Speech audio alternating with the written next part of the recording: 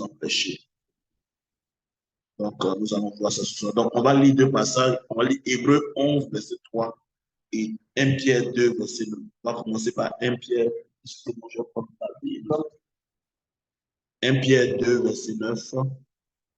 Et nous allons lire. Vous savez, ce qui fait la différence entre deux chrétiens, c'est la lumière que l'autre a et l'autre qui échoue. Pas parce que Dieu veut qu'il échoue forcément, mais c'est le manque de lumière. C'est pourquoi nous devons toujours prier pour demander au Seigneur d'illuminer nos yeux. Nous devons toujours grandir dans notre connaissance avec Dieu. Je lisais quelque part, j'ai entendu quelqu'un dire comme ça que quand tu vois quelqu'un qui est désespéré, quelqu'un qui est découragé, c'est parce que sa révélation n'est pas constante. Il disait comme ça qu'un homme qui a une révélation constante ne peut pas se décourager.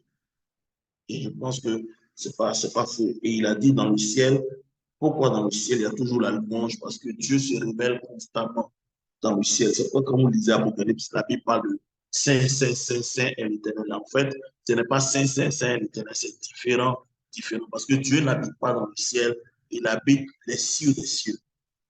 Donc, quand Dieu apparaît dans le ciel, qu'est-ce qui se passe? Les anges voient une facette de Dieu qu'ils n'avaient jamais vue.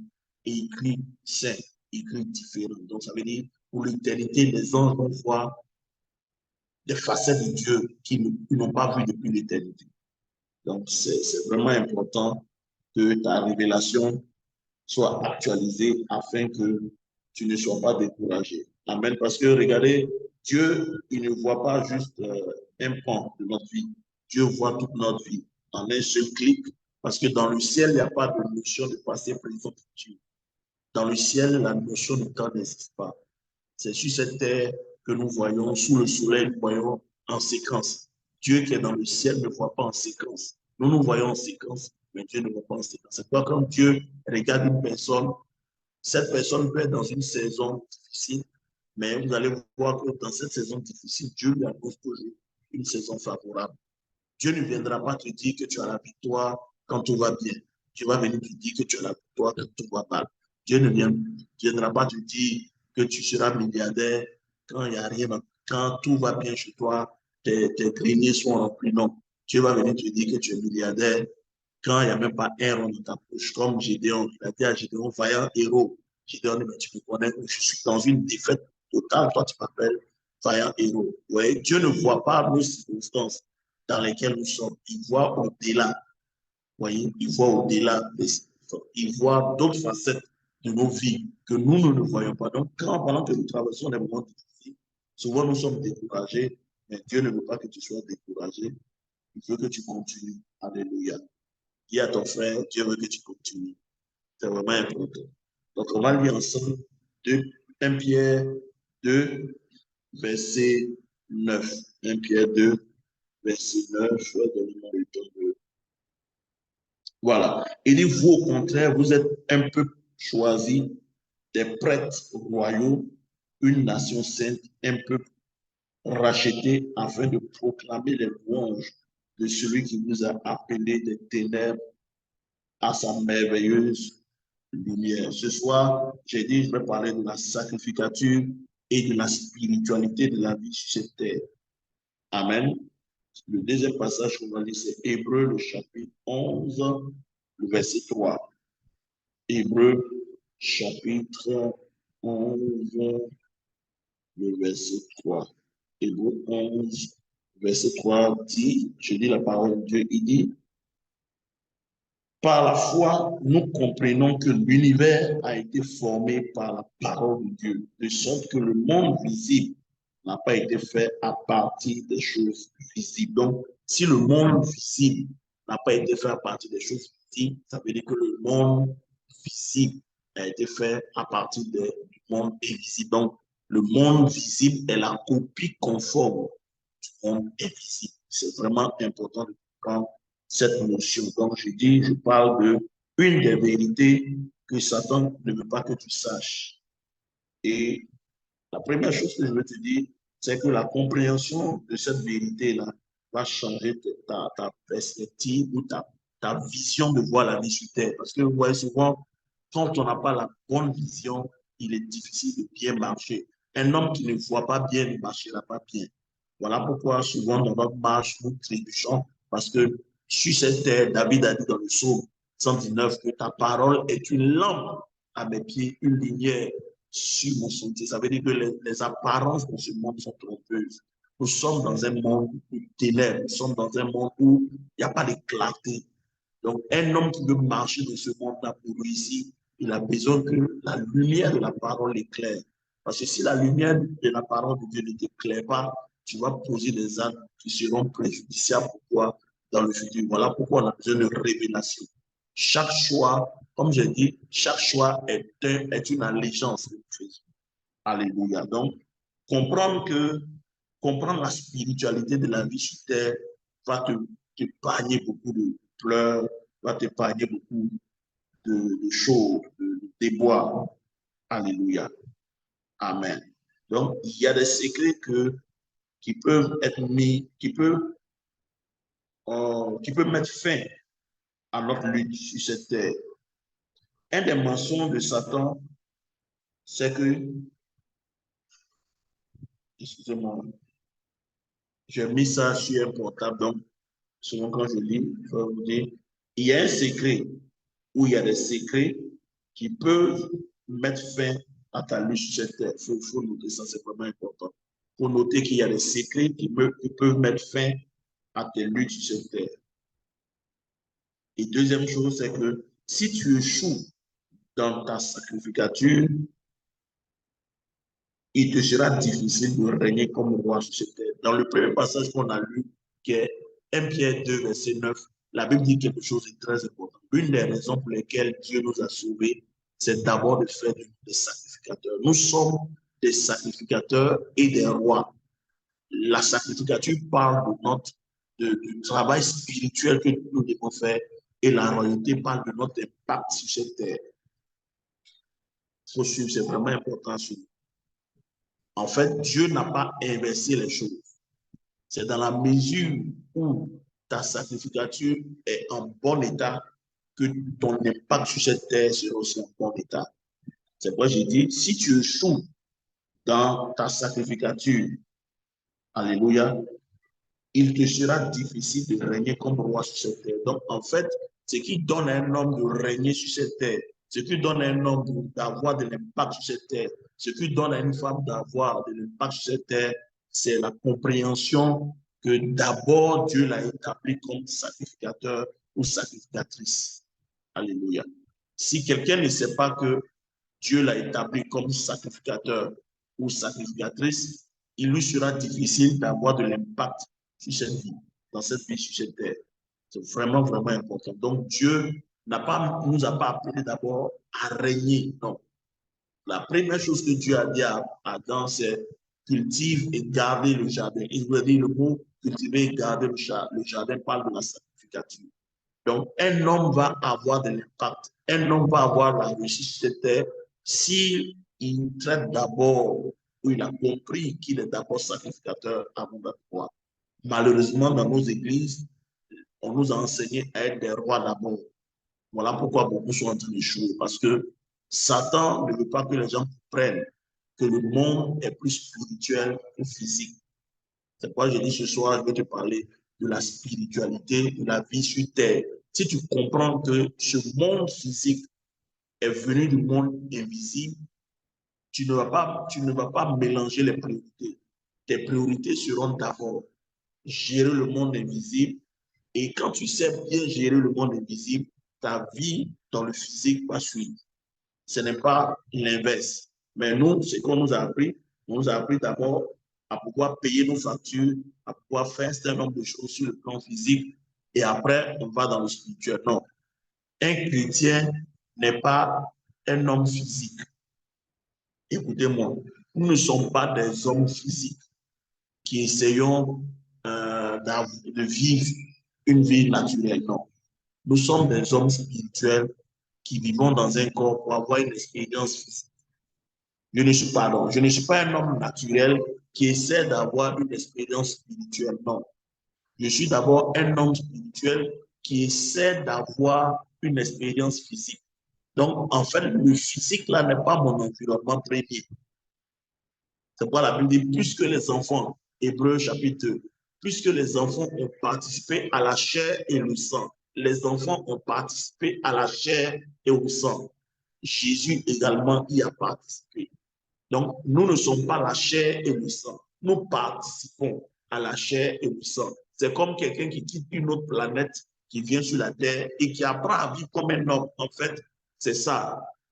Jésus était Dieu. Il est venu sur cette terre, il s'est incarné dans un corps humain pour essayer d'avoir l'expérience des humains. C'est la même chose avec toi. La Bible, nous sommes nés d'en haut. Nous sommes nés de nouveau. Nous ne sommes pas, cette terre n'est pas notre patrie. Nous sommes dans le monde, mais nous n'avons pas que le bon monde. Donc, si nous sommes dans ce monde que nous n'avons pas que le bon monde, ça veut dire que ce monde-là n'est pas chez nous. Nous sommes juste venus sur cette terre pour expérimenter la vie humaine. Mais je ne suis pas un humain, je suis un être céleste. Donc, d'abord, ma dimension spirituelle doit prendre le pas sur ma dimension physique. Mais si j'inverse, Satan va me bouffer sur cette terre. Parce que c'est le mensonge que Satan est en train de donner à beaucoup de chrétiens. Il est en train de dire à beaucoup de chrétiens que vous êtes des êtres physiques, vous êtes des hommes naturels, cherchez à avoir une expérience spirituelle. Je ne cherche pas à avoir une expérience spirituelle. J'ai déjà une expérience spirituelle parce que je viens d'en haut. Je suis sur cette terre-là pour juste savoir c'est quoi la vie humaine. C'est pourquoi quand Jésus est venu, il a dû apprendre la vie humaine. Il dormait, il allait sur mon WC, il faisait un certain nombre de choses. Et les gens étaient étonnés, mais comment lui, les dieux, peut pleurer, il peut aller aux toilettes, il peut avoir des sentiments, parce qu'il ne comprenait pas. Donc, il faut que les choses soient remises dans un ordre bien précis avant d'évoluer. Je ne cherche pas à devenir un homme spirituel. La Bible dit, celui qui est né, c'est qui est né de l'esprit, grand E et petit E. Donc, c'est grand E qui m'a donné naissance. Donc, je suis un être d'abord spirituel, mais qui vit dans un corps naturel et qui essaie d'avoir une expérience physique et naturelle. C'est comme si vous prenez les films comme Superman, les films comme Zeus, ou même comment ils s'appellent, Hercule, tous ces grands hommes qu'on a dit, ils venaient des dieux. Vous allez voir que quand ils viennent sur cette terre, ils viennent pour expérimenter la vie humaine. Donc, ils ne connaissent même pas ce qu'on appelle une femme. Ils ne savent même pas ce qu'on appelle des sentiments. Mais au fur et à mesure qu'ils viennent sur cette terre, ils expriment. Vous avez vu, il y a un film là, qui a été fait il y a longtemps sur Los Angeles où un ange a quitté le ciel, il s'est amouraché d'une femme et il fallait qu'il paye le prix pour devenir un homme. Et quand il est devenu un homme, il a eu des rapports avec la dame et plus tard, la dame est morte et il est resté un homme. C'était ça le film. Les anges qui viennent et qui prennent goût à la vie sur terre et qui décident de devenir des humains. Mais il faut passer par un processus. Mais tout ce qui est la vie humaine, ils ne comprennent pas ce que c'est que l'amour, ils ne comprennent pas ce que c'est que pleurer. Parce que là-bas, il n'y a pas de place pour les sentiments. Les esprits n'ont pas de sentiments. Vous voyez, donc, il ne faut pas laisser ces choses naturelles-là nous prendre au piège et croire que comme nous sommes dans ce corps physique-là, nous sommes des hommes naturels. Nous ne sommes pas des hommes naturels. Nous sommes d'abord des sacrificateurs. Or, la sacrificature, il nous a enseigné que la sacrificature parle de la prière. La sacrificature parle de tout ce qui est invisible. Un homme qui sait gérer l'invisible, le physique va suivre pour lui. Il va avoir de l'impact. Donc, Dieu ne nous a pas créés d'abord pour dominer. Il ne nous a pas créés d'abord pour que nous soyons des rois. Il nous a créés d'abord des sacrificateurs. Et c'est dans la mesure où nous comprenons notre ministère de sacrificateur que notre ministère de royauté va se manifester. Ce n'est pas l'inverse. Est-ce que ça c'est compris? C'est pourquoi j'ai dit, mon thème ce soir, c'est le mensonge de Satan ne veut pas que tu saches. La vie sur terre est plus spirituelle que physique. Donc, ça, c'était le premier point. Le deuxième point, la sacrificature est le premier don que Dieu a donné à l'homme sur cette terre. Parce qu'il n'y a aucun roi qui peut régner sur cette terre sans entendre la voix de Dieu. C'est vraiment, vraiment, vraiment. C'est pourquoi la première chose que Dieu donne à l'homme, ce n'est pas domine d'abord, c'est la sacrificature. Parce que si tu sais gérer dans le monde spirituel, tu vas entendre la voix de Dieu. Et entendant la voix de Dieu, Dieu va te permettre d'avoir la victoire sur cette terre. Parce que cette terre-là, est d'abord conditionné par le monde invisible. C'est pourquoi la Bible dit, au commencement, Dieu créa les cieux. Vous voyez, c'est pluriel, et la terre. Les cieux et la terre. La terre vient après. Donc, la terre est la dernière chose que Dieu fait. Mais il a créé d'abord les cieux avant de créer la terre. Donc, celui qui maîtrise les cieux maîtrisera la terre. Et je voulais parler de Toledao. Toledao qui veut dire que la terre est la fille du monde invisible. Donc, si la terre est la fille du monde invisible, cette terre-là n'a pas la primauté sur sa maman. Aucun enfant n'a la primauté sur sa maman. La maman vient avant la fille. La maman vient avant le fils. Donc, l'invisible qui est la mère du monde physique vient avant le monde physique. Donc, celui qui comprend le monde physique invisible va dominer naturellement sur le monde physique. Je prie pour toi ce soir que Dieu te donne de dominer dans le naturel. Alléluia. Donc, troisièmement, si tu vois un homme régner sur cette terre qui n'est pas chrétien, il est une autre sacrificature. Parce qu'il y a deux sacrificatures sur cette terre. Il y a deux systèmes sur cette terre. Il y a le système de justice et le système de méchanceté. Donc, quand tu vois un homme qui a une certaine influence dans ce monde-là, soit il est chrétien, soit il est dans une loge maçonnique, soit il est franc-maçon, soit il est illuminatif. Parce que personne ne peut régner sur cette terre s'il n'a pas de lien avec le spirituel. Et ça, je veux que tu le comprennes. Vraiment, c'est vraiment important ce que je suis en train de dire ce soir. Alléluia. Est-ce que quelqu'un peut me mettre Amen? Si tu vois un homme régner sur cette terre qui n'est pas chrétien, il est d'une haute sacrificature. Personne ne peut monter à un certain niveau d'influence dans ce monde sans être visité. Écoutez bien, c'est pourquoi ouais, souvent Dieu a du mal à élever les chrétiens. Alléluia. Souvent Dieu a du mal à nous élever. Dieu a du mal à nous donner certaines choses parce qu'il sait la spiritualité de la vie. Je vous dis, chaque fois que tu vas monter à un certain niveau d'influence, à un certain niveau de finance, tu seras visité par quelqu'un. Soit Dieu va venir te visiter, soit Satan va venir te visiter. C'est pourquoi si nous lisons par exemple Genèse, je vais vous montrer un passage, Genèse chapitre 14. C'est pourquoi il est important que ce thème-là, Satan ne veut pas que beaucoup de chrétiens le comprennent. Beaucoup de chrétiens pensent que la vie est naturelle. La vie n'est pas naturelle. Nous ne sommes pas. C'est vrai qu'on vit dans un environnement qui est physique, mais cet environnement physique-là, selon Hébreux 11.3, est venu de l'invisible. Donc, en fait, tout ce que vous voyez sur cette terre physique est la réplique de ce qui est dans le spirituel. C'est pourquoi, si vous lisez les paraboles que Jésus a enseignées, il utilisait toujours les choses physiques pour nous expliquer les choses du royaume. Il dit, un semeur sorti pour s'aimer. Il dit, il leur donnait une autre parabole concernant le royaume des cieux. Il dit, le royaume des cieux est semblable à un homme qui est venu s'aimer de ses moutons. En fait, Jésus prend les choses naturelles pour nous expliquer les choses spirituelles. Parce qu'en fait, les choses naturelles viennent du monde invisible. Dans le monde invisible, il y a des routes. Dans le monde invisible, il y a des hôtels. Dans le monde invisible, il y a plein de choses que nous ne savons. Il y a des hommes, il y a des femmes là-bas, il y a des voitures. Il y a tout là-bas. C'est le vrai monde. Et celui qui maîtrise ce monde-là maîtrise la vie sur terre. Voilà pourquoi un sorcier n'a pas besoin d'être attaqué. Un sorcier qui maîtrise ce monde-là, il va y faire des programmations. Comme il sait que l'enfant et la mère sont liés par un cordon, c'est la même chose. Le monde invisible et le monde physique, il y a un cordon. En fait, les deux mondes même sont juste à poser. Les deux mondes sont juste à poser comme ça. Nous sommes du côté physique. Souvent, Dieu nous fait la grâce de voir dans ce monde-là. Le problème, c'est que eux, ils sont dans les ténèbres. Nous sommes dans la lumière. Donc, si tu rentres dans une maison, ou bien quelqu'un est dehors dans le noir, s'il regarde dans ta maison où c'est allumé, il te voit. Or, toi, pour voir dans le noir, il te faut soit allumer la lumière ou il te faut avoir un sixième sens. Vous voyez? Donc, eux nous voient, mais toi, tu ne les vois pas. D'abord, pour voir quelqu'un en train de marcher dans la rue, il meurt. Mais qu'est-ce qui s'est passé? Le monsieur était bien portant tout à l'heure, il est tombé, il est mort. Ce n'est pas juste qu'il est tombé, il est mort. Quelque chose s'est passé. Quand vous voyez des magiciens, il prend un chapeau, il fait sortir un lapin. Mais pour le commun des mortels, non, le monsieur est fort, non, mais c'est parce que les deux mondes sont distincts.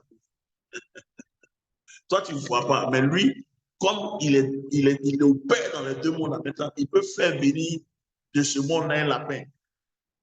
Parce que nos yeux ne sont pas configurés pour voir ce monde-là. Nos yeux sont naturels. C'est pourquoi les choses spirituelles ne se voient pas. Les choses spirituelles se perçoivent. Pour que tu voies les choses spirituelles, il faut que Dieu ouvre tes yeux spirituels. Il faut que Dieu ouvre tes yeux pour que tu puisses voir. Mais ce n'est pas parce que tu ne vois pas que ça n'existe pas. Voilà pourquoi il y a plein de pièges sur ce monde-là. Regardez par exemple Genèse 14. Comprenez Genèse 14, vous allez voir que Abraham est allé en guerre contre des rois. Et la Bible dit quand il revenait, quand il a gagné ces rois-là, il était allé sauver son neveu Lot qui avait été pris prisonnier par le roi de Sodome. Et je veux qu'on dise quelque chose vraiment, c'est vraiment important.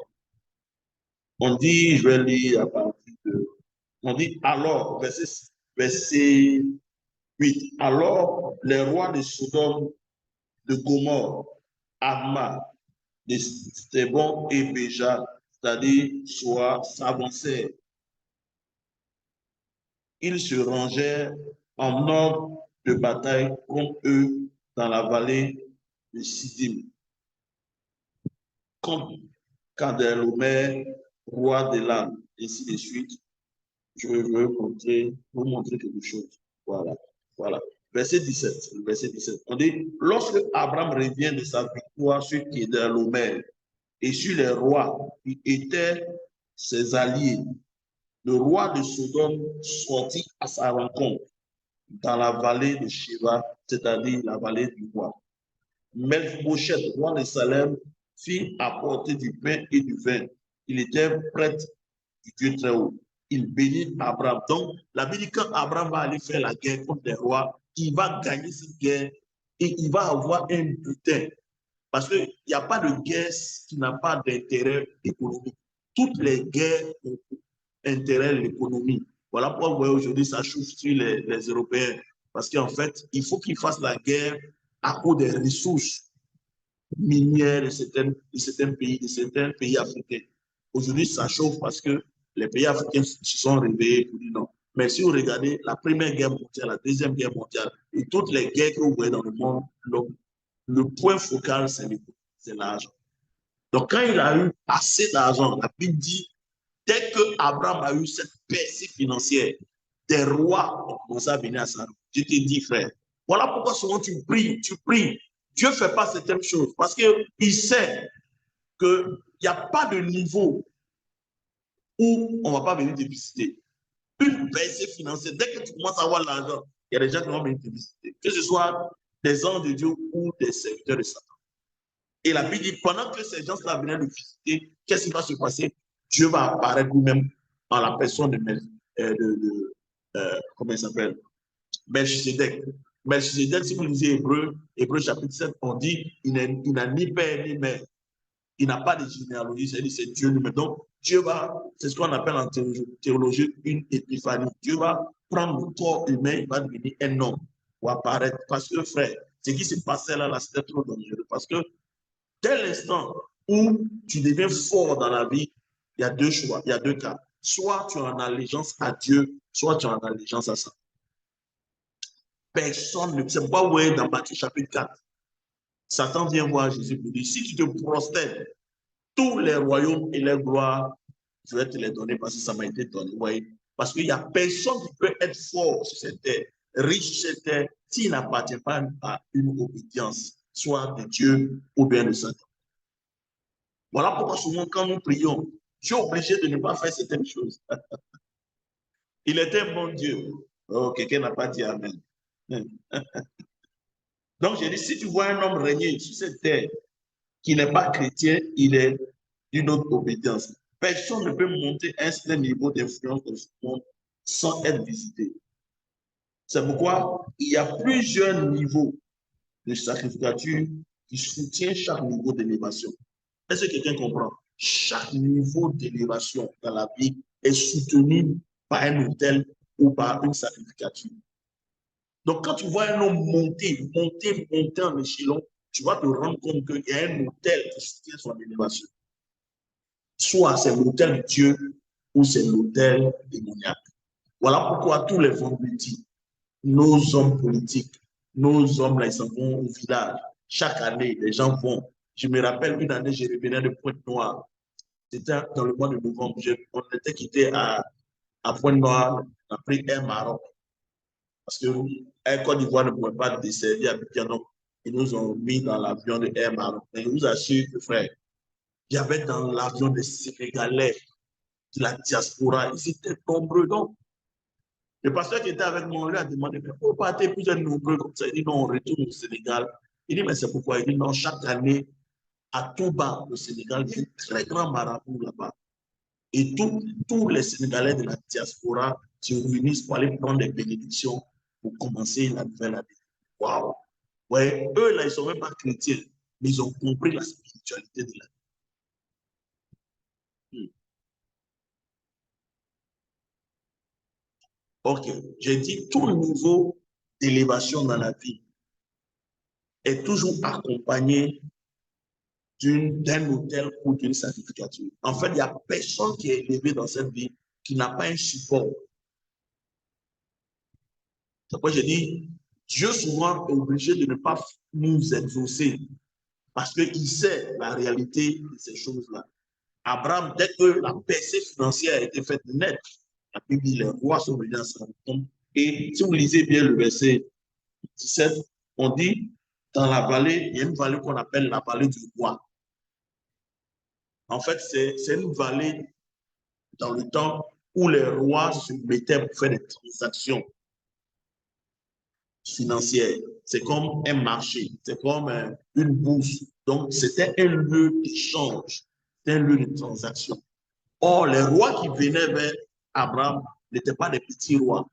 C'était des gens avec une certaine capacité spirituelle.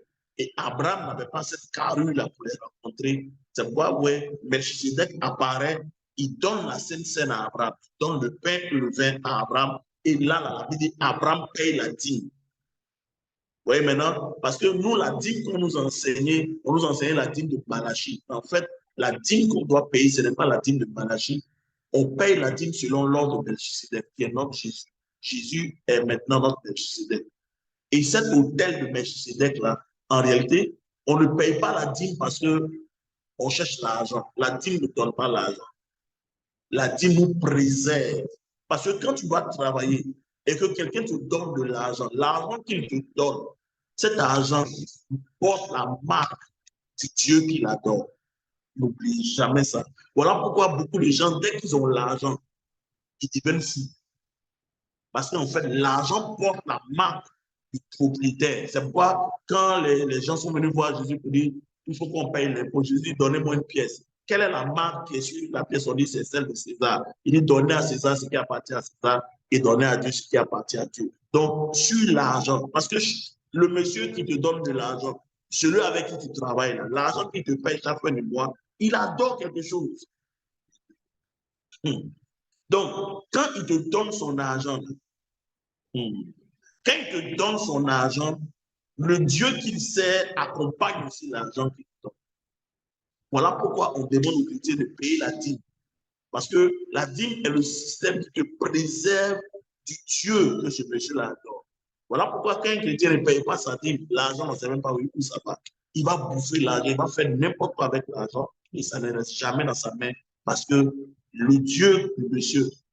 Parce que, écoutez, le monsieur, dans son alliance avec le diable, dans son argent, il peut avoir la maladie. Dans son argent, il peut avoir des accidents. Donc, voilà pourquoi beaucoup de chrétiens, dès qu'ils gagnent leur salaire, ils vont boire, ils vont faire des bêtises, ils sont toujours à la pharmacie, ils sont toujours malades. Pourquoi? Parce que l'argent n'est pas quelque chose de simple. Voilà pourquoi. C'est à ce niveau-là que Abraham paye la dîme. Parce qu'on paye la dîme pour se préserver. La dîme n'est pas pour avoir de l'argent comme les gens l'enseignent. Dans Malachie, on dit apportez vos dîmes et vous verrez la bénédiction. On ne paye pas la dîme pour être béni. On paye la dîme pour être préservé. Pour que l'autel de Melchizedek parle en ta faveur et te préserve de tout ce que l'argent constitue comme envoûtement. Ça, c'est une parenthèse que je suis en train de faire. Donc, vous voyez, il n'y a pas de niveau d'élévation qui n'a pas de support. Soit ton support, c'est Dieu, soit ton support, c'est l'autre. Et je vais vous montrer quelque chose ce soir qui va ouvrir vos yeux. Parce que ce que nous sommes en train de dire, c'est vraiment important. Il n'y a aucun niveau de sacrificature qui ne soutient pas chaque niveau d'élévation. Donc, quand vous voyez un homme élevé, ça veut dire que sa sacrificature est puissante. Soit côté Dieu, il est fort dans la prière, son autel de prière est fort. S'il n'est pas avec Dieu, ça veut dire que son autel de méchanceté est aussi fort. Parce qu'à chaque niveau, il y a un autel. Or, l'autel est le lieu de rencontre entre la divinité et l'humanité. On appelle autel lieu élevé, altus. Là où l'homme monte et les esprits descendent, c'est ça qu'on appelle autel. Vous voyez, quand Jacob fuyait son frère Esaü, qu'il est arrivé dans Genèse 28, la Bible, il est allé se coucher quelque part, il a vu des anges qui montaient et qui descendaient. Là, c'était un autel. Un autel, c'est là où les esprits descendent et les anges montent. C'est un lieu de rencontre. Ce n'est ni sur la terre, ni dans le ciel. C'est ce qu'on appelle les lieux élevés, le monde des esprits. C'est là-bas que les transactions se font. Alléluia. Donc, je prie pour toi ce soir que ton autel soit puissant.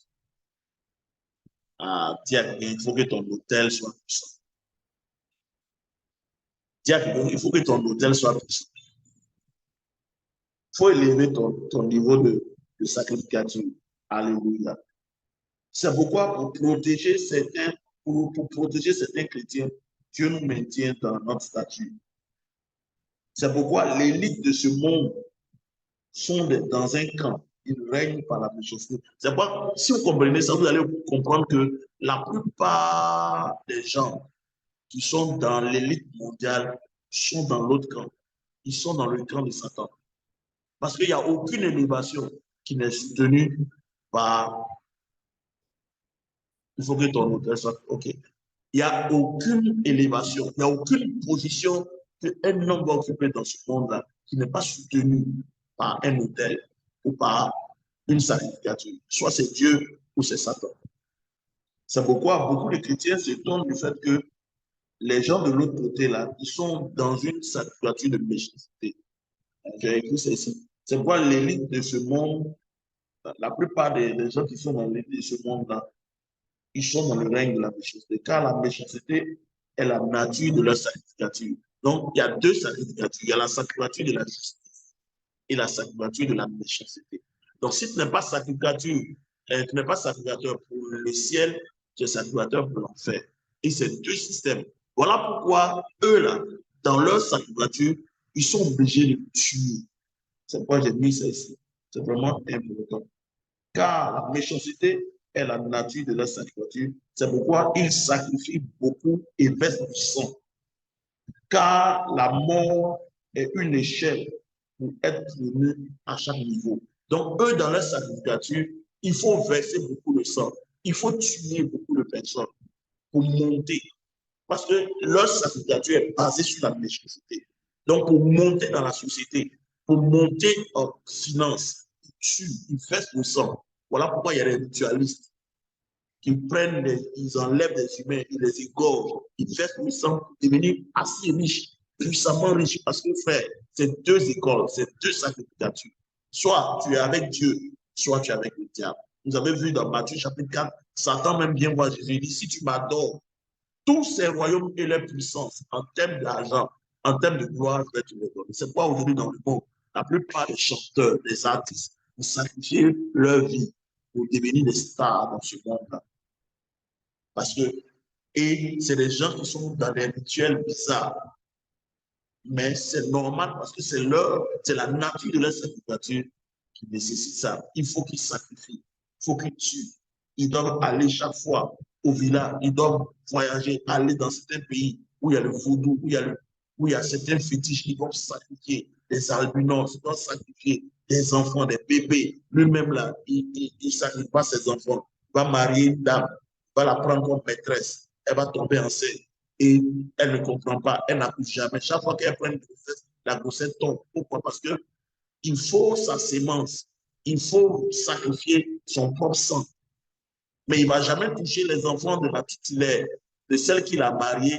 Mais il faut qu'il ait beaucoup de maîtresses et en couchant avec ces maîtresses-là, les enfants de cette maîtresse-là deviennent des moutons de sacrifice. Parce que je vous dis, sur cette terre-là, il y a 4 types d'hommes. Il y a ceux qu'on appelle les hommes animaux. L'homme animal, c'est les hommes qu'on utilise pour faire des rituels. Donc, souvent, vous voyez les gens mourir. Mais, Seigneur, comment 500 personnes peuvent mourir? Comment 1000 personnes peuvent mourir en un seul jour? C'est ce qu'on appelle les âmes de toute chair. Un jour, je vais te parler de la démographie du monde des esprits. Dans le monde des esprits, il y a des êtres qu'on utilise pour être comme des cabris, des moutons. C'est ce qu'on appelle, si vous lisez 1 Corinthiens chapitre 2, il dit l'homme animal. L'homme animal, c'est l'homme qui n'a pas Dieu. Quand un homme n'a pas Dieu, il devient comme un animal, un poulet de sa vie. Et Dieu dit, je vais donner des hommes à ta place. Comment, si vous lisez l'Ancien Testament, Dieu dit, je vais donner des personnes à ta place. Mais quels sont les gens que Dieu donne à notre place? C'est les âmes de toute chair. On les appelle des âmes de toute chair parce qu'ils n'ont pas Jésus, ils ne sont pas nés de. Ce sont des hommes animaux. On peut les massacrer et c'est ceux qu'on prend pour des rituels. Si toi, tu es chrétien, si tu comprends que être chrétien, c'est un privilège, tu ne vas pas jouer avec ta vie. Parce que quelqu'un peut te donner un sacrifice. C'est pourquoi c'est ceux-là que les sorciers mangent. Les gens les tuent en sacrifice. Les gens meurent chaque année. Il y a des crashs d'avion, il y a des accidents ici, il y a des tremblements de terre, il y a des noyades. Mais toutes ces personnes-là, ce sont des âmes chères. On les sacrifie comme des moutons. Je déclare que tu ne seras pas leur mouton. C'est pourquoi Dieu nous permet de partager ces choses à l'école de l'esprit, que tes yeux s'ouvrent, que tu saches que le monde des esprits est réel. Alléluia. C'est pourquoi, frère, oui, voilà pourquoi on dit souvent aux chrétiens de s'aimer, d'être des hommes de sacrifice. Parce que le passage qu'on a lu tout à l'heure de 1 Pierre 2, Dieu nous appelle des sacrificateurs. Or, dans l'Ancien Testament, qu'est-ce qui se passait? Les sacrificateurs de l'Ancien Testament, c'était quoi? Eux, ils sacrifiaient des animaux. Donc aujourd'hui, nous, notre sacrificature, ce n'est plus de sacrifier des animaux. Le sacrifice que Dieu nous demande, c'est nous-mêmes. Il dit, offrez vos corps comme un sacrifice vivant à Dieu. Je vais vous expliquer pourquoi Jésus dit ça. Dans l'Ancien Testament, les sacrificateurs de l'Ancien Testament, eux, ils offraient des bœufs, ainsi de suite. Frères et sœurs, c'est question de vous dire là. De l'autre côté, là, les gens ne jouent pas avec ça. C'est les chrétiens, quand on parle de ces choses-là, beaucoup de chrétiens pensent que les pasteurs veulent prendre leur argent. Frère, tu sais, quand tu deviens un homme spirituel, tu comprends tellement de choses que. Moi, souvent, ça me fait rire quand je vois les chrétiens s'amuser, ils sont là, non, j'ai payé ma dîme, on me dit de faire offrande, on me dit de faire ça. Tu ne sais pas ce que de l'autre côté des gens font. De l'autre côté, là, eux, ils offrent leurs enfants.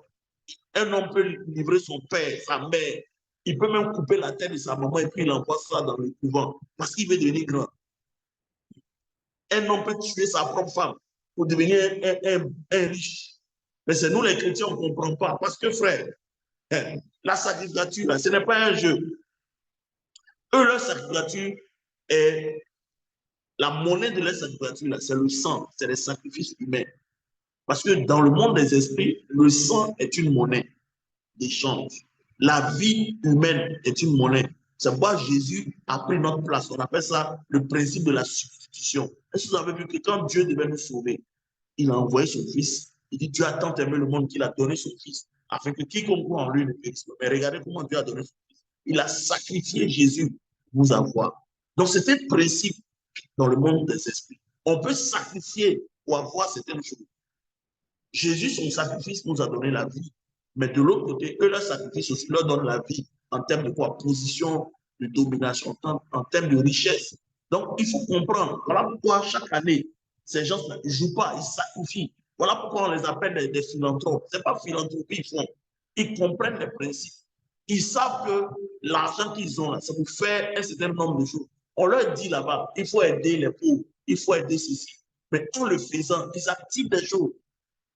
C'est vous les chrétiens, quand on dit non, il faut soutenir l'œuvre de Dieu, il faut bénir les hommes, il faut faire ça. Beaucoup de chrétiens raisonnent. Parce que pour eux, les pasteurs sont des escrocs. Non, frère. Ce que je suis en train de te dire ce soir, ça ne te fait pas du bien. Parce que le problème, c'est quoi? C'est que quand deux hôtels se rencontrent, l'hôtel le plus fort fait taire l'hôtel le plus faible. Donc, la plupart des chrétiens que nous sommes, notre hôtel est silencieux parce que il n'y a pas assez de sacrifices. Vous vous souvenez du roi de Moab? Dieu dit à Israël, allez combattre Moab, vous allez gagner. Et il a dit, au milieu du combat, le roi de Moab va sacrifier son fils. Et Dieu se retourne contre son propre peuple, alors que c'est Dieu qui a dit d'aller combattre. Ouais, donc, les gens de l'autre côté, là, ils comprennent la spiritualité. C'est pourquoi ils disent que dans l'église, il n'y a pas beaucoup d'hommes spirituels. Il y a beaucoup de chrétiens qui sont dans les églises, mais très peu sont des hommes spirituels. Parce que eux, là, quand ils voient un homme spirituel, ils comprennent que ce monsieur, il comprend les choses spirituelles. Quand tu rencontres un vrai chef vaudou, il faut voir le nombre de sacrifices qu'il fait. Le gars, il boit le sang humain, il fait plein de bêtises, il mange la chair humaine. Parce qu'il veut devenir fort. Il y a des prêtres vaudous. Quand il sort comme ça, une femme peut le voir. Si elle est enceinte, le bébé, elle fait fausse couche. Tellement il est rempli de démons. Parce que son modèle est fort, sa sacrificature est puissante. Il traite avec des esprits d'une certaine dimension. Or, nous les chrétiens, on est flequé, flequé. Abidjan, on est flequé, flequé. Alléluia. Beaucoup de chrétiens sont maintenus dans le silence car le poids des hôtels des personnes sont plus forts. Ouais. Les hôtels des gars sont forts. Si un hôtel d'un monsieur que tu combats, il n'est pas chrétien, toi tu es chrétienne ou tu es chrétienne. Si son hôtel est plus fort que pour toi, il ne faut pas aller là-bas. Il va te battre. Tu vas dire le nom de Jésus, il va te battre. Il faut comprendre. Voilà pourquoi ces enseignements étaient dit. Satan ne veut pas que les chrétiens le sachent. La vie est plus spirituelle que vous le croyez. Les gens que vous voyez dans la rue rouler des belles Mercedes qui ont beaucoup d'argent, si Dieu ouvre les yeux pour voir ce qu'ils font dans le secret, les hôtels qu'ils bâtissent, les âmes qu'ils sacrifient sur les hôtels. Il y a un pasteur tout dernièrement qui avait raconté la vision que Dieu lui a montrée sur Ali Bongo, sur papa Ali Bongo, sur fils Ali Bongo. Il disait que Dieu lui montrait dans une vision un hôtel qui est dans leur village où ils ont sacrifié des vies pour que leur pouvoir soit établi. Mais il a donné une année là, où il a vu, Dieu lui a montré comme un tonnerre qui est descendu sur l'hôtel et l'hôtel est fondu. Et il dit, ça n'avait pas duré, c'est à cette époque-là que Ali Bongo a fait son AVC. Parce que c'était déjà fini pour lui. L'hôtel a été affaibli. Et dès que l'hôtel était affaibli, le monsieur a été affaibli et jusqu'à ce qu'il soit enlevé du pouvoir.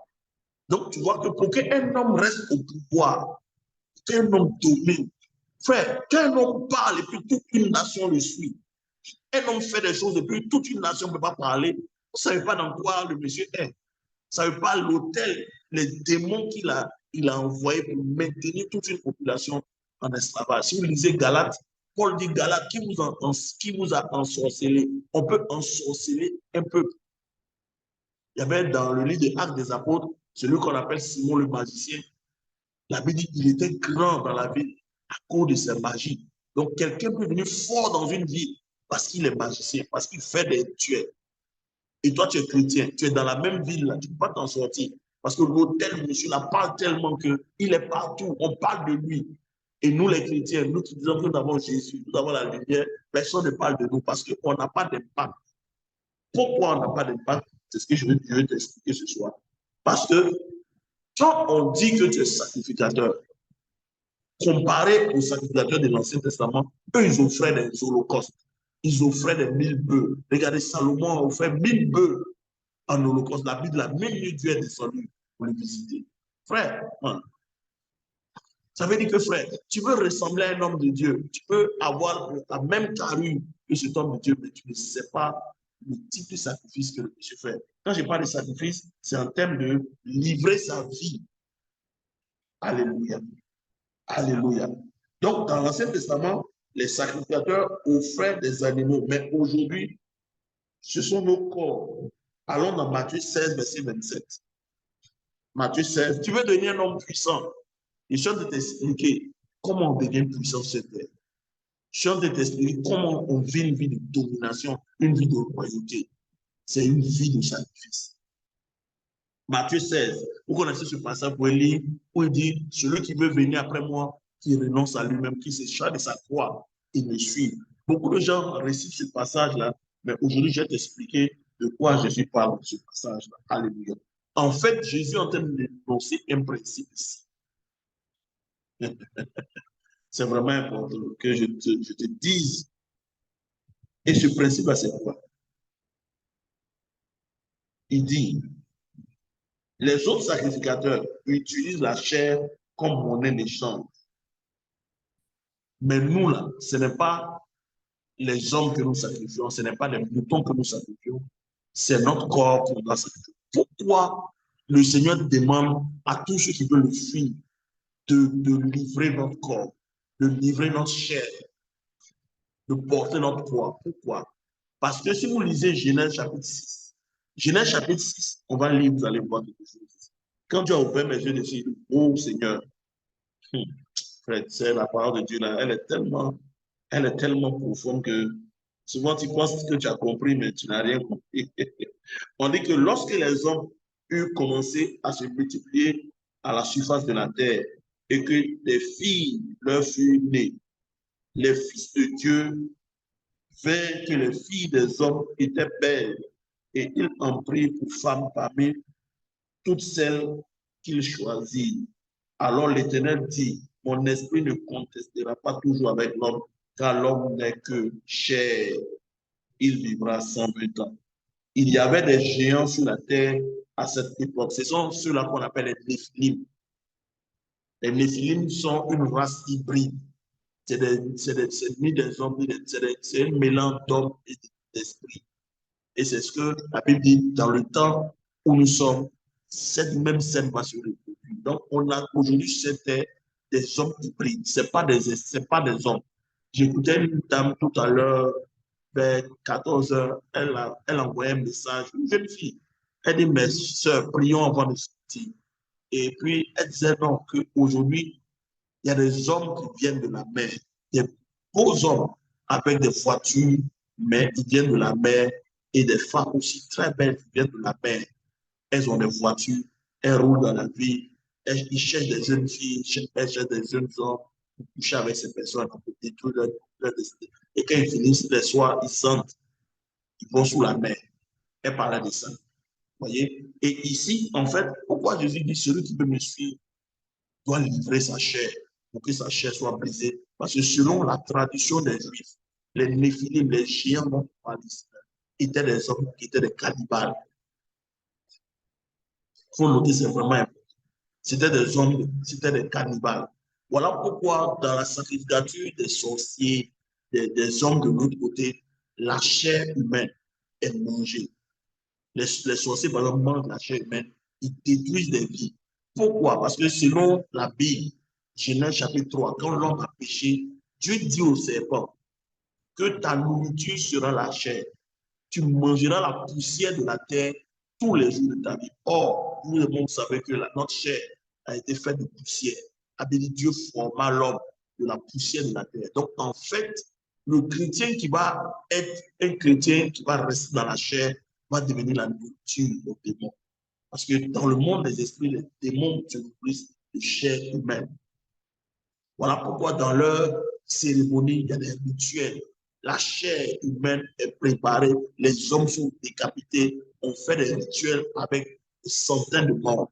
Les gens meurent parce qu'en fait, la chair, c'est la nourriture de ce monde.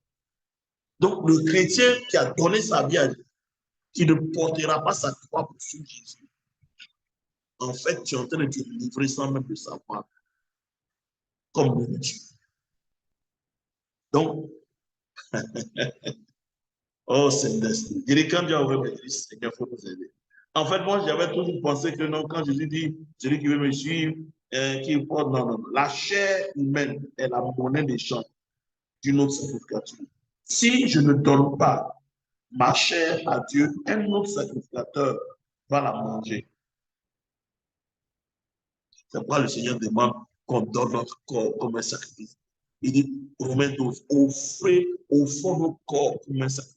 En fait, tu ne peux pas marcher dans la chair, qui est la nourriture d'une autre sacrifice. sacrificature et marcher avec Dieu. C'est quoi Dieu demande. Et si tu veux marcher avec lui, il faut que tu renonces à toi-même et que tu lui donnes cette chair-là, que lui te donne sa vie. Donc, vous allez voir que dans nos vies, plus la chair est forte, plus Satan est fort. Parce que le chrétien qui refuse de mourir à lui-même, qui n'a pas compris qu'il est sacrificateur et que le sacrificateur, c'est quoi il donne? C'est lui-même donne comme sacrifice. Il ne pourra pas être un bon sacrificateur. Et si le sacrificateur, ta sacrificature sera faible, ton autel sera faible parce que en réalité, tu refuses de donner cette chair-là au Dieu que tu sais. Or, de l'autre côté, eux mangent cette chair. Donc, tu vas devenir leur nourriture sans même. Voilà pourquoi beaucoup de chrétiens sont déjà en train d'être mangés par la maladie, par un certain nombre de choses, par des problèmes. Vous n'avez jamais vu un homme qui est malade? Quel homme est malade? La maladie, le pauvre sang, il n'a même plus de chair sur le corps. Il veut comme un squelette. C'est ça. C'est des bouffeurs de chair. Voilà pourquoi Jésus dit, la technologie que lui met en place pour tous ceux qui veulent le suivre, c'est que cette chair, tu dois la livrer. Pourquoi tu dois la livrer? Parce que ta chair est la nourriture d'un autre système. Ah, c'est j'espère que tu comprends ce que je suis en train de dire. Écris à quelqu'un ce soir, ta chair est la nourriture d'un autre système. C'est pourquoi on doit donner cette chair à Dieu, pour que Dieu nous préserve. Si nous ne donnons pas cette chair à Dieu, il sera difficile pour nous d'avancer. Si je ne donne pas ma chair à Dieu, un autre sacrificateur va la manger. Nous devons donner notre corps comme un sacrifice, sinon pas d'élévation, pas de puissance. Hébreu 11, verset 3 nous dit, le plus gros mensonge de Satan est de nous faire croire que la vie est naturelle. Tous les aspects de notre vie sont spirituels. Et tout sacrificateur doit le savoir, doit le savoir. Oui. Si nous ne comprenons pas que la vie est plus spirituelle, Satan va te faire croire que la vie est naturelle. Si tu ne comprends pas que la vie est spirituelle, tu ne sauras pas que derrière chaque problème, chaque action se trouve une main invisible. Donc, le sacrificateur, il ne regarde pas dans le naturel d'abord. Parce que Hébreu 11 nous donne un ordre. C'est par la foi que nous savons que le visible est venu de l'invisible. Donc, il donne un ordre des choses pour dire que tous les aspects de notre vie sont d'abord spirituels avant d'être physiques. C'est pourquoi vous allez voir souvent, avant de perdre quelque chose sur cette terre, la personne perd d'abord le spirituel. Et tu peux comprendre qu'en réalité, quand tu vois un homme pauvre, quand tu vois un chrétien qui ne s'en sort pas physiquement dans le spirituel, c'est le parallèle. Parce que pour être riche d'abord l'autre côté, ça se manifeste. Si vous comprenez l'ordre dans lequel les choses travaillent, quand tu vois un homme, c'est pourquoi tu vas voir, souvent tu as fait un rêve, on est venu te couper. Tu as fait un rêve, on t'attaque. Ou si vous lisez Juge, le chapitre 5, verset 19 à 20, on parle de Sisera, un roi païen qui a été tué d'abord dans l'invisible avant d'être tué dans le naturel. Donc, en fait, c'est la vérité. Chaque fois que tu vas voir un problème va venir dans le physique, Dieu va te montrer ça d'abord dans le spirituel. Parce qu'on t'attaque d'abord dans le spirituel avant de t'attaquer dans le physique. Selon Hébreu 11, 3. C'est un ordre dans lequel les choses sont établies. Il n'y a pas de situation physique compliquée si dans le spirituel, on ne t'a pas déjà attaqué.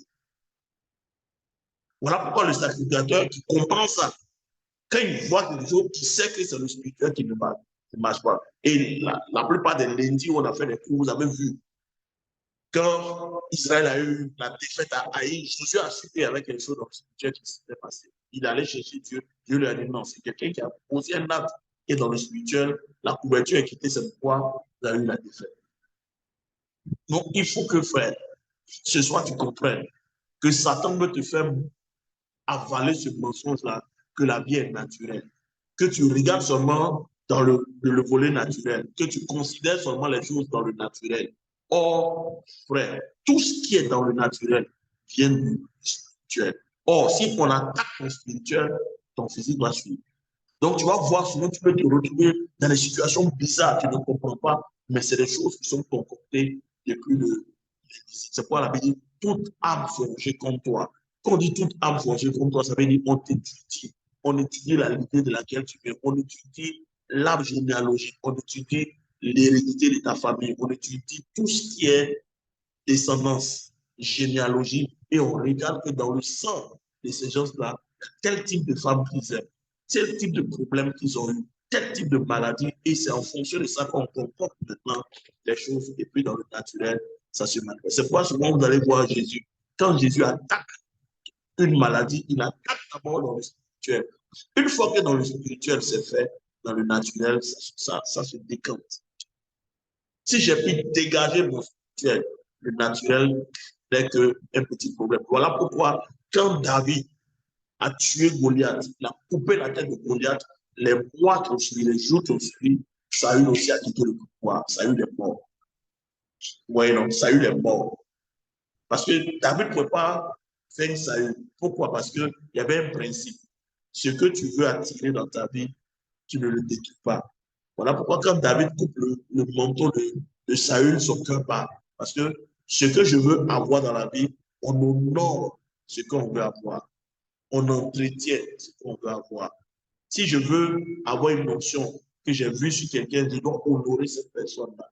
C'est en honorant la personne que Dieu me donne. C'est quoi la Bible dit? Dieu cache toujours dans ce qui nous appartient, ce qui appartient aux autres. C'est quoi il dit? Va servir la personne. Si tu sers la personne, ce qui t'appartient est dans ce que le monsieur a.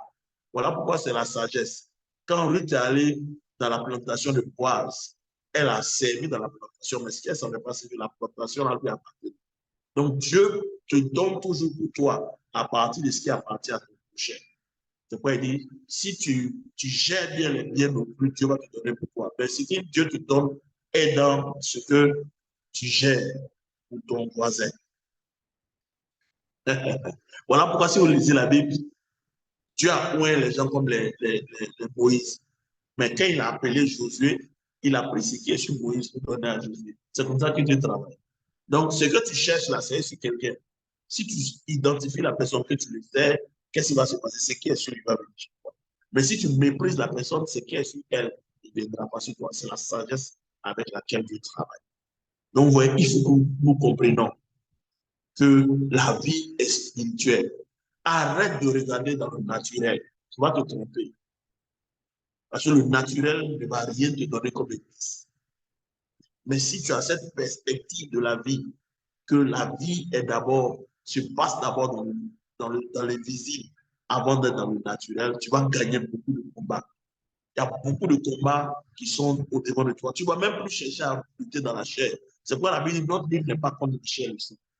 Notre lutte n'est pas contre la chair. Il dit, si nous marchons dans la chair, nous ne combattons pas selon la chair. Car les armes avec lesquelles nous combattons ne sont pas charnelles, mais sont puissantes par la vertu. Donc, toute situation qui est au devant de toi, toute situation que tu vois, tout challenge, tout défi qui est au devant de toi est d'abord spirituel avant d'être naturel. Donc, si tu élèves ton niveau de prière, si tu élèves ton niveau de prière, ton niveau de sacrifice, la situation va se abolir. Voilà pourquoi quand ça ne va pas, même regardez même en médecine. Quand tu vas voir un médecin, il fait toutes ces analyses, ils ont des indices. Ils ont des indices. Ils vont faire tous les check-ins. Quand ils voient que malgré les check-ins, ta maladie est là, ils te disent, si tu connais quelqu'un, il faut aller dans le spirituel. Aujourd'hui, les médecins te disent, aujourd'hui même dans la science, la plupart des scientifiques commencent à devenir chrétiens parce qu'ils sont rentrés maintenant, il y a ce qu'on appelle le règne de la science quantique. Hein? Oh, je ne sais pas si je dis bien. La science quantique, même quoi, quantique, mais quantique. En fait, dans cette science-là, c'est un domaine où Dieu lui est. Donc, la plupart des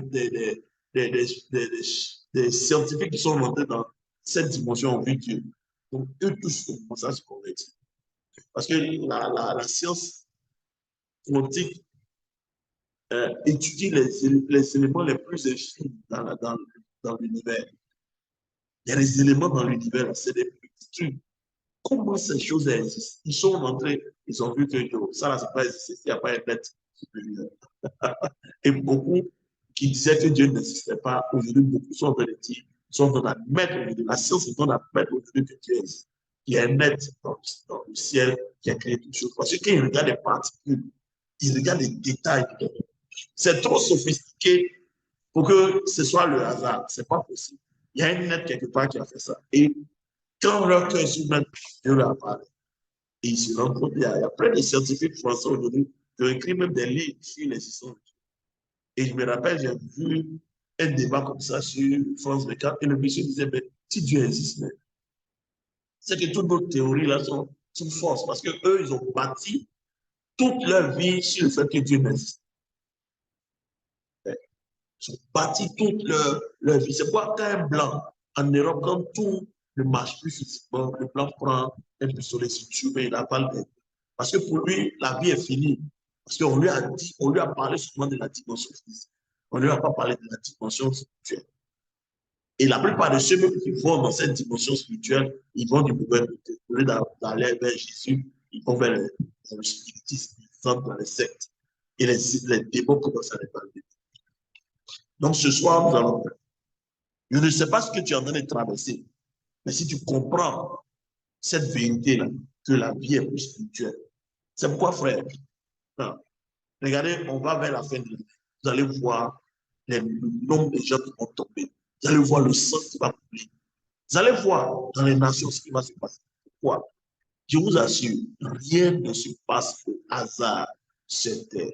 Si tu t'assois pour dire ce qui a été va être, si tu t'assois pour dire oui, Dieu va faire, tu ne verras jamais ce que Dieu t'a dit. Ça, c'est un conseil. Ceux qui règnent sur cette terre ont compris ce qu'ils sont dit, que la vie est spirituelle. Rien n'arrive sur cette terre par hasard.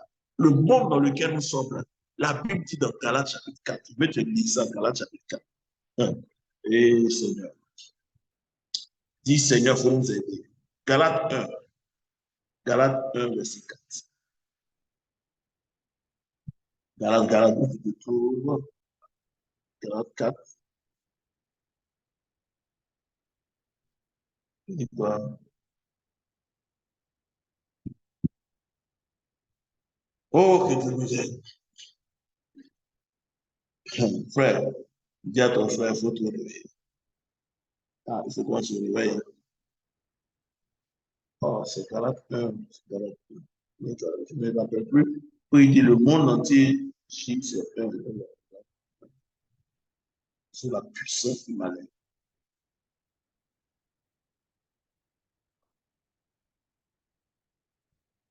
Frère, il faut qu'on se réveille de prier. Ou bien, allons dans un autre passage, je vais te dire ça. 2 Corinthiens 4, 4. 2 Corinthiens 4, 4. C'est mieux dit là-bas. 2 Corinthiens 4, verset 3. 2 Corinthiens 3. Il dit, si notre évangile est encore voilé, il est voilé pour ceux qui périssent, pour les incrédules dont le Dieu de ce siècle a aveuglé l'intelligence afin qu'ils ne puissent pas prier. Donc, frère, sur cette terre-là, il y a deux entités. On dit le Dieu de ce siècle.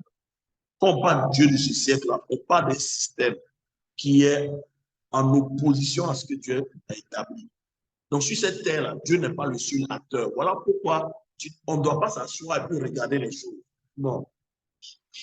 Si tu vois, tu arrives quelque part où il y a de l'or, tu arrives quelque part où le jardin est propre, c'est qu'il y a quelqu'un qui s'est levé pour aller nettoyer.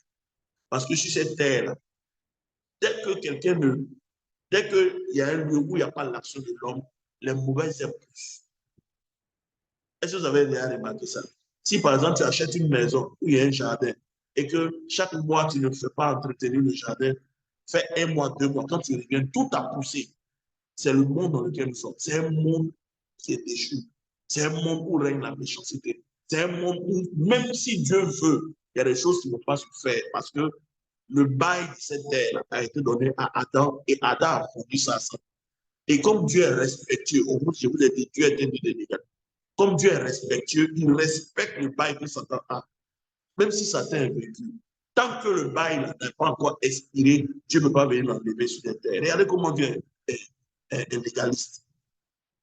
Donc, ça veut dire quoi? Pour que quelque chose arrive sur cette terre, il faut que quelqu'un se lève. Pour qu'un endroit soit propre, il faut que quelqu'un aille nettoyer. Donc, ne t'assois pas pour dire oui, si Dieu va faire, Dieu est fidèle. Non, non, non. Si tu ne te lèves pas, rien ne se fait. C'est vraiment important. C'est pourquoi on va prier. Voilà pourquoi on prie. Je ne prie pas parce qu'il y a des problèmes. Je prie parce que je comprends cette réalité. La vie est plus spirituelle que naturelle. Dieu peut me promettre des choses. Ça ne va jamais venir si je ne me lève pas. Parce que Dieu n'est pas la seule entité sur cette terre. Vous vous souvenez, quand Daniel a commencé à prier, le premier jour, la Bible dit que sa prière était exaucée. Mais la prière de Daniel, l'ange qui venait avec la réponse, a été bloquée quelque part. C'est pourquoi Jésus dit, quand vous priez, dites notre Père qui est dans les cieux, que ton règne vienne, que ta volonté soit faite sur la terre comme elle est faite dans le ciel. Ça veut dire la volonté dans le ciel de Dieu est parfaite. Mais sur cette terre-là, il y a un problème. Il faut écrire, sur cette terre-là, il y a un problème. Parce que cette terre-là, on est dans un siècle de méchanceté. La Bible dit, le monde entier gît sous la puissance de l'ennemi. Nous sommes dans un monde de méchanceté. C'est pour avoir confiance comme ça aux gens, sans prendre des précautions, tu peux te retrouver dans des problèmes. Ne sortez, frère, sortez de la naïveté. On est dans un siècle aujourd'hui là où la Bible dit les hommes seront ennemis de Dieu et ils s'aimeront eux-mêmes. Ils auront l'apparence de la piété, mais ils vont rejeter tout ce qui est de Dieu. Ils vont s'aimer eux-mêmes. Donc, pour un homme là, il est prêt pour son plaisir, il est prêt à tout. Voilà pourquoi même quand tu rentres en contrat avec des gens, tu peux signer des choses. Le monsieur dit, je reconnais que Khalil m'a donné 1000 €. On signe. Pas parce que c'est ton frère en Christ. Il y a beaucoup de frères en Christ. Les gens sont rentrés dans les églises sous le couvert de frères en Christ, ont volé des gens et ils ont perdu de l'argent. Parce qu'il a donné foi pour quelqu'un qui est venu. On est dans un monde. Le code des temps dans lesquels nous sommes, c'est la trahison. Pour noter ça, c'est vraiment important. Les hommes vont se trahir. C'est un monde de rébellion. Les temps dans lesquels nous sommes là, il y a un code qui régit ce monde-là, c'est la trahison. C'est la trahison, c'est la rébellion, c'est l'amour de soi. Les gens vont s'aimer. Regardez aujourd'hui, pour les élections, les gens sont obligés de tricher. Les gens sont obligés de prendre l'argent. Ils voient la vérité. Ils disent non, c'est vrai, lui là c'est mon frère, mais l'autre il va mettre l'argent, il va bouffer. Il laisse son frère sans voter quelqu'un d'autre. C'est ça le monde dans lequel nous sommes. Moi, aujourd'hui, là, rien ne m'étonne. Si quelque chose t'étonne, il faut te réveiller. C'est vraiment important. Voilà le monde dans lequel nous sommes.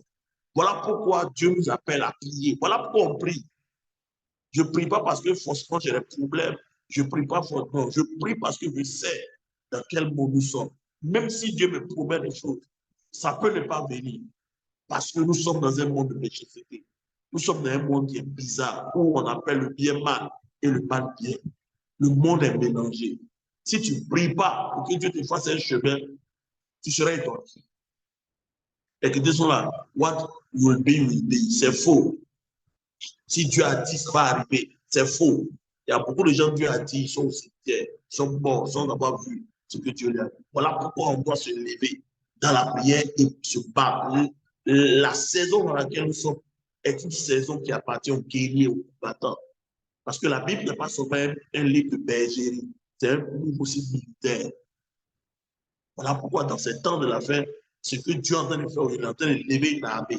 Parce qu'on va dans la confrontation, on va dans le combat. Les puissants des ténèbres savent qu'ils ont peu de temps, ils vont jeter toutes leurs forces dans la bataille. Seuls ceux, c'est pourquoi la Bible dit, à celui qui vaincra, les vainqueurs, c'est ceux-là qui vont aller au ciel.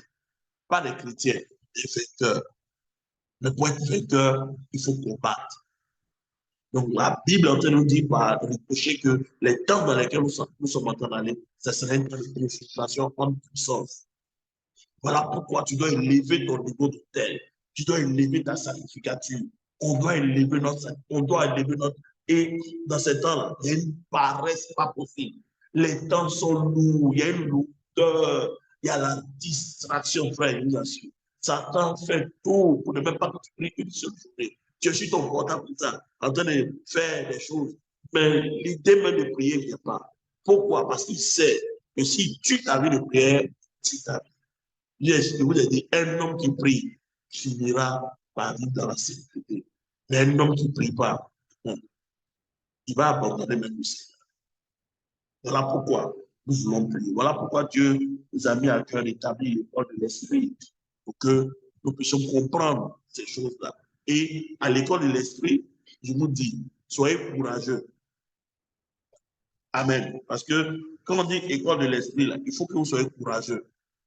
Affrontez vos défis. Tout ce qu'on vous enseigne à l'école de l'esprit, ce n'est pas pour que vous puissiez manger des cacahuètes. C'est pour affronter les défis qui viennent. Dieu, par ses enseignements, vous a déjà préparé à affronter vos défis. Donc, je ne veux pas voir des gens à l'école de l'esprit qui sont des gens qui reculent devant les situations, qui reculent devant les défis. Non, tu as ce qu'il faut pour vaincre le défi. Voilà pourquoi on dit école de l'esprit. L'école de l'esprit, là, c'est quoi? Un esprit n'est pas un être physique. Un esprit, si tu veux marcher avec lui, il va te mettre à l'épreuve. Dieu a mis Abraham à l'épreuve. L'esprit a soulevé Jésus et Jésus l'a envoyé dans le désert. Donc, l'esprit peut te soulever pour t'envoyer dans le désert pour préparer certaines choses en toi. Donc, quand on dit on est à l'école de l'esprit, il faut avoir la sagesse pour comprendre ce que tu es en train de faire d'abord. Parce qu'un esprit ne marche pas comme un homme. Il n'y a pas de logique avec un esprit. Voilà pourquoi, si vous regardez de l'autre côté, tous ceux qui adorent le diable, allez-y voir leur discipline. Allez-y voir le niveau de sacrifice. Allez-y voir le niveau d'engagement. C'est des gens qui ne pas. J'ai la vidéo que quelqu'un m'avait donnée là, il y a longtemps, je ne sais même où j'ai mis ça. Le monsieur qui a fait Dona Beja. Vous connaissez le film brésilien Dona Beja? Le monsieur qui était le concepteur du film, il était le mari de la dame. C'était un sataniste. Il y a un pasteur encore qu'on appelle, il y a un Dieu Robert qui l'a invité. Mais il dit que quand il était dans la sorcellerie, il donnait à manger sa chair à des personnes. Donc, il montre des parties de son corps où tu vois des traces. Parce qu'il fallait manger, comme Jésus dit, celui qui veut me suivre, qui mange ma chair et boit mon sang. Là. Ils font ça aussi là-bas, mais c'est la chair physique. Ils font allégeance avec leur sang. Ouais, ils font allégeance avec leur sang. Ils sont prêts. Quand tu rentres dans ces sectes, on te dit, il t'aura donné ta vie. On ne divulgue pas les secrets. Le jour où tu divulgues les secrets, tu peurs. Donc, vous allez voir souvent des rites d'initiation se font dans les cercueils. Parce qu'en fait, tu vas te donner pour mourir. Tu ne viens plus pour le. C'est nous, les chrétiens, ceux que le Seigneur nous dit, c'est facultatif. Or, si tu veux marcher avec un esprit aime les sacrifices. Voilà pourquoi les danseurs de masse, tous ceux qui allaient voir la discipline qui s'impose. Et en jeune, c'est pas possible. Il y a une femme là, un pasteur me rendait le témoignage. Un esprit qui devait venir coucher avec elle. Et on lui a dit, pendant un mois, elle ne devait pas se laver. Il fallait qu'elle ait une certaine odeur. Et cette odeur-là dit l'esprit. La dame a respecté le pacte.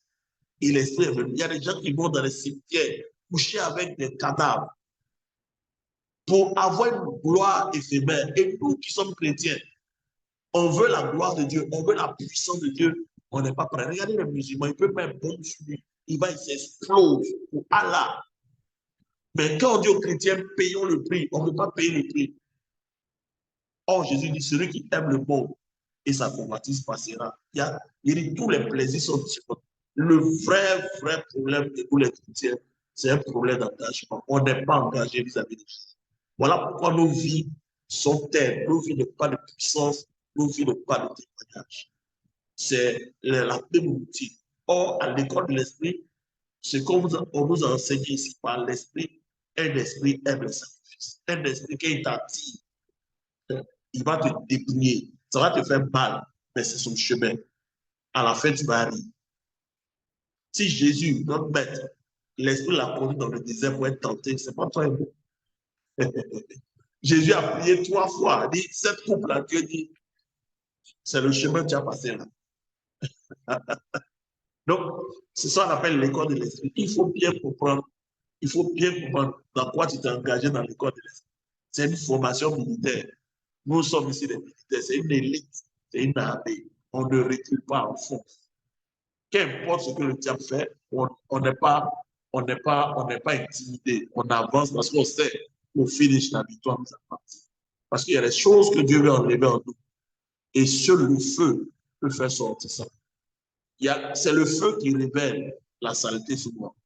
Donc, il y a des choses que Dieu te fait passer. C'est le sacrifice. C'est l'autel sur lequel tu dois déposer ta vie. C'est lourd, mais c'est fait pour que tu aies de l'influence.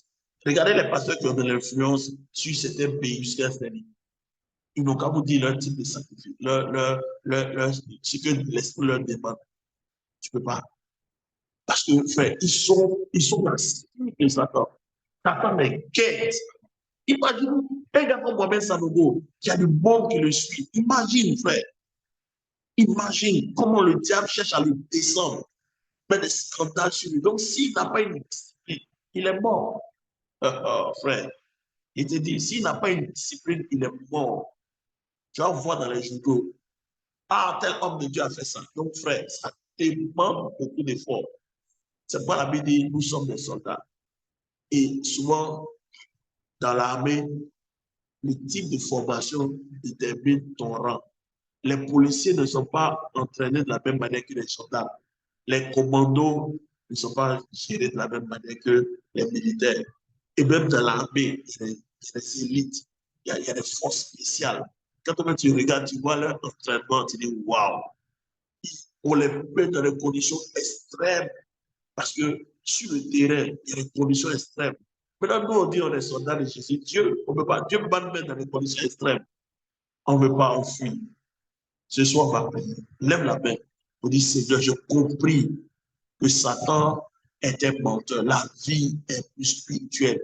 À partir d'aujourd'hui, tu vas confier tous les aspects de ta vie à Dieu. Tu vas dire Seigneur, j'ai compris, je dois élever mon niveau de sacrificature. Frère, je te dis, il n'y a pas de niveau qui n'a pas un appui. Il faut que tu élèves ton autel en termes de prière, en termes de jeûne, en termes de tout. Tout ce que tu peux mettre sur l'autel pour que Dieu te rende invincible, pour que la chair meure, pour que les passions de la chair quittent, frère. Il faut que tu sois prêt à le faire. Jésus dit, si ton œil est pour toi une occasion de chute, t'enlève. Si ta main est pour toi une occasion, il faut couper. C'est-à-dire qu'on est dans cette saison-là où il faut couper, il faut devenir drastique, il faut devenir kamikaze si tu veux entrer au ciel. Parce qu'il y a tout pour nous distraire, il y a tout pour nous envoyer loin du Seigneur. Et autour de nous, nous voyons les chrétiens qui abandonnent, les chrétiens qui n'ont même plus de foi en Dieu. Cela ne sera pas le cas. Est-ce qu'on peut parler à Dieu ce soir? Élevons la voix. Prions. Rabba Santa Lamaya. Élève la voix. Parle à Dieu, parle à Dieu, parle à Dieu. Élève ton niveau de sacrificature. Dieu ne t'a pas appelé d'abord à régner. Il t'appelle à être sacrificateur avant d'être un roi. Prie avec moi. Rakatalaba Santa. Seigneur, je lève mon niveau de sacrificature. Je lève mon niveau de sacrifice. Seigneur, je donne ma vie en sacrifice. Je dépose ma vie à l'autel ce soir. Que le Saint-Esprit, je te lève maintenant. Fais de moi un chrétien puissant. Fais de moi une chrétienne puissante. Seigneur, que mon autel parle. Que les hôtels de famille tombent ce soir. Raka. Seigneur, je veux faire bouger les hôtels de ma famille, des hôtels qui ont été bâtis depuis des années, des sacrifices qui ont été faits, papa. Donne-moi d'élever mon niveau de sacrifice. Donne-moi d'élever mon niveau de consécration. Donne-moi d'élever mon niveau, oh Dieu. Oui, d'obéissance à ta voix, Saint-Esprit. Rakatala, Parushatalabaya. Parle à Dieu, parle à Dieu. Dans ce mois de septembre, que le diable vienne, mais qu'il n'est rien en toi. Que là où ton hôtel était silencieux, là où les hôtels des ennemis ont commencé à parler et te dominer, la mort a commencé à te dominer, la maladie a commencé à te dominer, les problèmes ont commencé à te dominer, les œuvres de la chair ont commencé à nous dominer, parce que notre hôtel a commencé à faiblir. Ce soir, Rakutalikata, là où nous sommes descendus, nous remontons à l'hôtel. Nous remontons à l'hôtel. Jésus dit, celui qui veut me qu'il prenne sa croix et me suive, qu'il renonce à lui-même. Seigneur, nous voulons renoncer à nous-mêmes, à l'école de l'esprit, papa. Donne-nous, Rabasso Katala, Maïkato Lisato Lamaya, Maïrabasso Katila Kosa, Maradabasanta, Maïkato Lamasanta, Lekato Lamasanta Lamaya. Un esprit conduit dans le désert. Beaucoup sont en train de passer des mois de désert. Mais le Seigneur a son école. La Bible déclare que l'autel, l'école du Seigneur, c'est le désert. Pour nous façonner, pour voir les dispositions qui sont dans nos cœurs. Seigneur, sonde-nous ce soir. Enlève tout ce qui est faux en nous. Enlève tout ce qui est œuvre de la chair. Détruis les œuvres de la chair dans nos vies. Détruis les œuvres de la chair dans nos vies.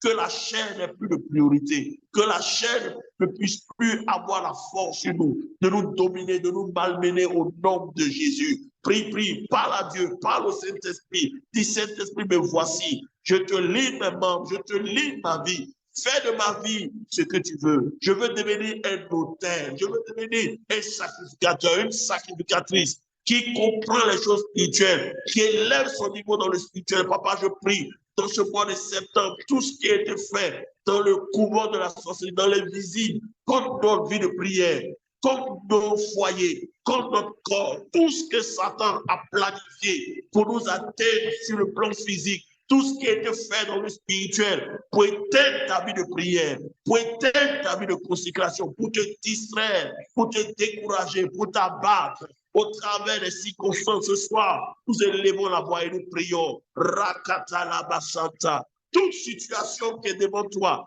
et tu sais que cette situation, la main de Satan est derrière. Tout ce qui a été fait dans le spirituel, contre ton foyer, contre ta vie, contre ta femme, tes enfants, que soit élevons la voix, prions, détruisons, détruisons, détruisons, détruisons. Dans ce mois de septembre, l'ennemi ne prospérera pas. L'ennemi ne te surprendra pas. Tout ce que l'ennemi a fait pour t'affaiblir dans le spirituel, affaiblir ta vie de prière, te distraire au maximum, t'abattre sur le plan, oui, émotionnel. Rakatala, Rokotolo, Santé, Rebeke,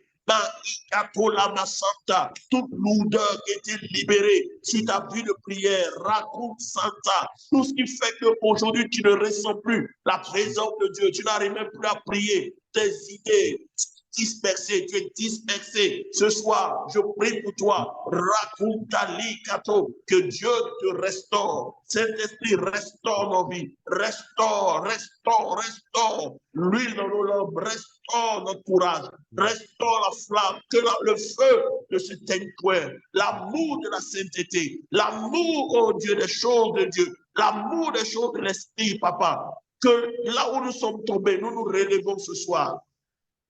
Il dit, réponds-toi, souviens-toi de ton premier amour, souviens-toi de là où tu es tombé. Toute situation qui a voulu t'emporter, toute situation qui a voulu t'éloigner de Dieu, ce soir, pendant que nous prions, Dieu te restaure. Oh my God, toute main obscure qui travaille dans nos circonstances, toute main qui travaille derrière le rideau, pour nous voir égarés, pour nous voir échouer. Rakuntali Shata. Marousa Katalamaya, Roba Santalamaya, brisez au nom de Jésus. Je brise tout pouvoir de l'ennemi. Je brise toute lourdeur sur ta vie. Je brise tout esprit de découragement. J'enlève toute lourdeur dans ta vie. Au nom de Jésus-Christ, tout plan de Satan échoue. Raconte Satan, tu es échoué. Concernant notre destinée, tu es échoué. Concernant la destinée de mon frère, ma soeur, tu as échoué ce soir. Rakatalamayandolobosa. Prie avec moi, prie avec moi, prie avec moi. Rakatalamayandolobosa. Rakataparamaka. Demande au Saint-Esprit de te restaurer ce soir. Demande au Saint-Esprit de mettre de l'huile dans ta lampe.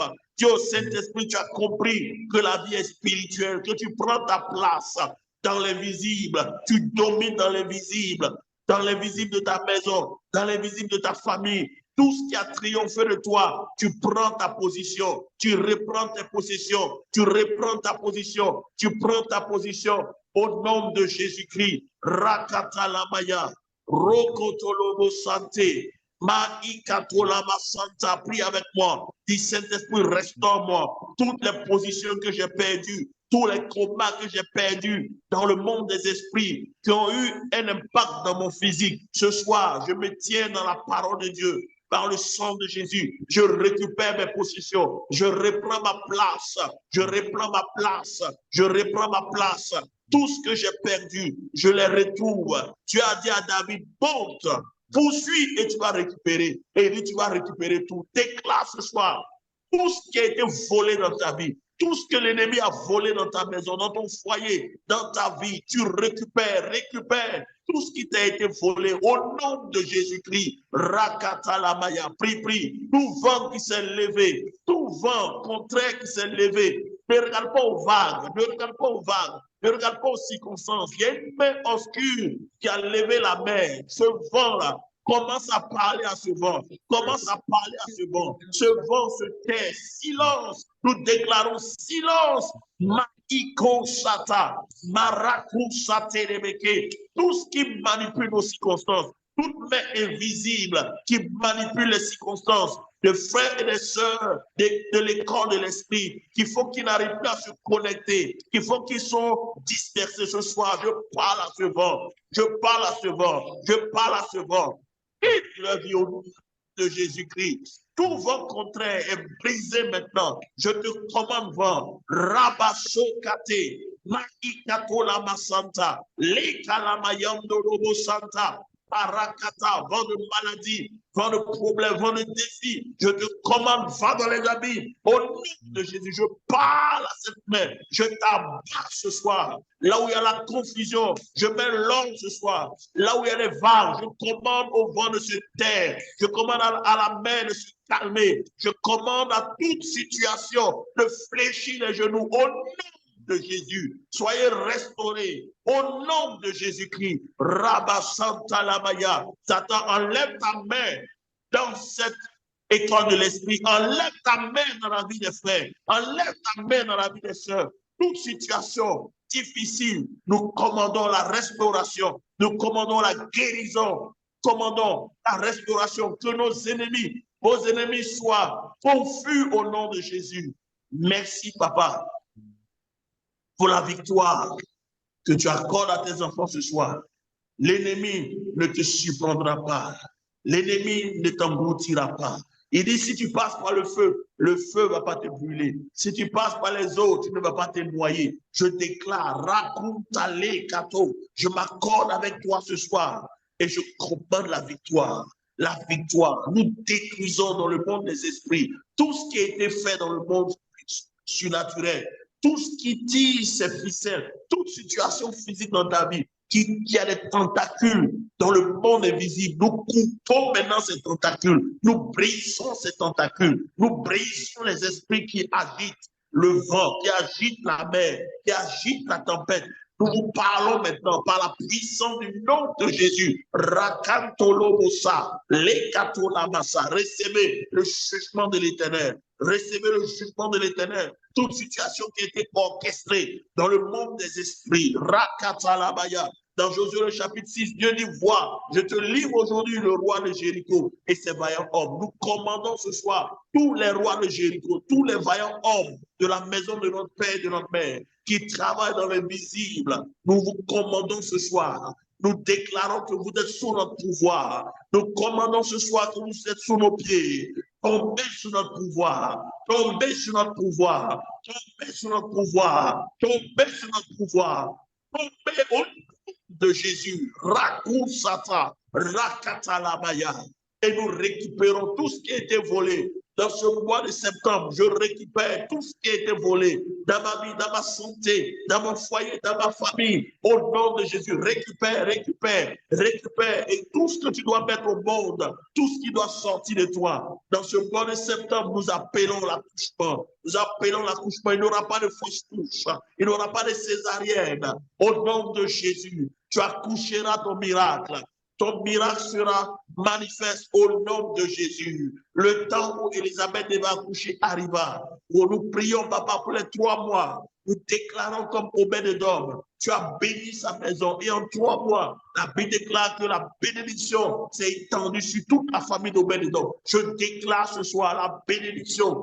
Tout le long de ce mois de septembre, je te déclare béni. Je déclare ta maison bénie. Je déclare la gloire de Dieu sur ta vie, la protection divine dans tes allées et tes venues. L'ennemi ne te surprendra pas. La mort ne te surprendra pas. La maladie ne te surprendra pas. Au nom de Jésus, je bénis ton mois de septembre. Je bénis tes semaines. Je bénis tes jours. Je bénis tes nuits. Je bénis tes heures. Je bénis tes minutes. Je bénis tes secondes. Au nom de Jésus-Christ, tout ordre qui a été donné toute loi qui a été préparée depuis des années, toute loi démoniaque qui travaille dans les années, dans la maison de ton père, dans la maison de ta mère, qui doit se manifester dans ce mois de septembre. J'annule cette loi, j'annule cette programmation par le sang de Jésus. Et je te déclare, je te déclare libre ce soir.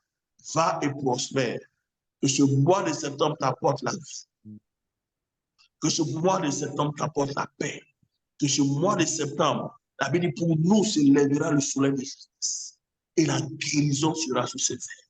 Que la guérison soit ton partage. Que toute situation qui était confuse, que cette situation, à partir de ce jour, connaisse l'œuvre de l'Éternel. Au nom de Jésus-Christ, béni sois-tu, papa, pour ta grâce et ta faveur. Merci pour l'école de l'esprit.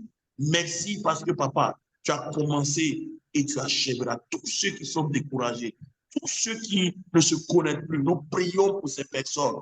Père, réveille leur esprit. Ramène-les, papa, au nom de Jésus. Restaure leur vie, quelles que soient les situations par lesquelles ils passent. Restaure leur vie au nom de Jésus. À toi la gloire, à toi la louange, au nom de Jésus. Nous avons prié. Amen. Amen, amen, amen. Que Dieu vous bénisse. Comme je l'ai dit, élève ton niveau de sacrifice. Alléluia. Que ta vie devienne une vie de sacrifice. Ma vie devienne une vie de sacrifice. Notre vie devienne une vie de sacrifice. Au nom du Père, du Fils et du Saint-Esprit. Soyez bénis. Très content de partager ce moment avec vous.